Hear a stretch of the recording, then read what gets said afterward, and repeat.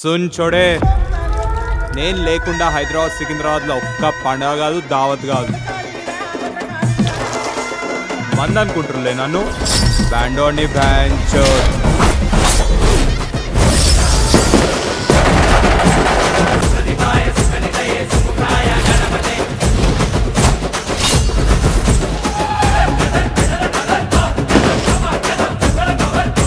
Kids ని చూసేద్దాం. తేతడి